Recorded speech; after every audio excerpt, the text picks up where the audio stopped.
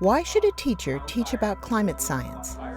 The science is irrefutable, with tens of thousands of studies and papers by reputable scientists that show that the Earth is warming, resulting in climate change. Rising sea levels, warmer oceans, and melting ice caps can seem distant to kids. So how do teachers make the science relatable? There's a lot of dry grass and stuff coming across there, which does the initial start on the fuel.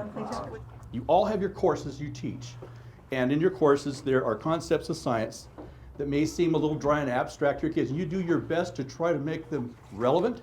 Teachers are participating in seminars, leadership trainings, and workshops to better understand the science. And there were drought concerns for nearly half of the state at the time. And how to make it relevant to students' lives. Ken Wilkinson, a science teacher and avid outdoorsman, sees a local connection. We had to walk a half a mile from camp to get water because of the drought, and the elk didn't have calves that year. So that's why we're down in elk numbers. It was all related to the drought. So what do you guys know about heat? What does heat do? Right on the fire line of recent and numerous forest fires is Chelan County Fire District's John Riley. It's his job to educate the public on reducing fire hazards in the region with smart construction materials and methods. Because it's so dry.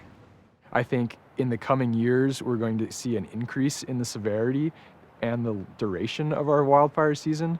And so building construction is one of the ways that we can manage the risk of wildfire coming to our community. Wildfire in particular is something that almost every kid in this valley has a pretty personal experience with.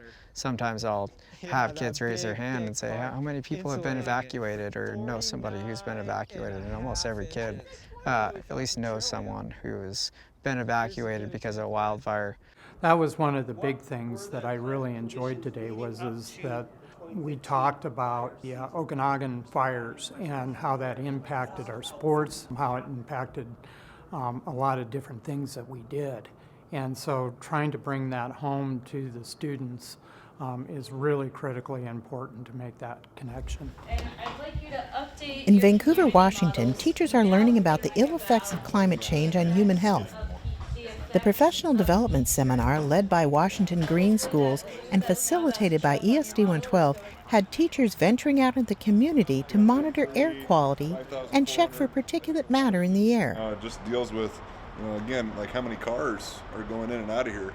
The teachers, I think, are struggling a little bit with understanding how to address those topics in the classroom with their students.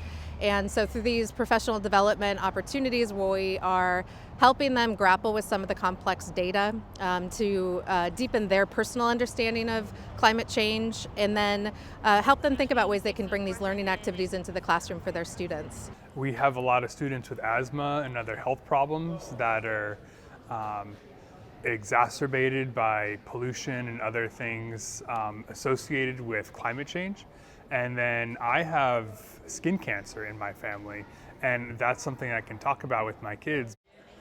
As teachers increase their knowledge of climate science and the effects on human as well as the planet's health, they can bring that knowledge into the classroom and not only teach the science, but relate it back to their own students' lives.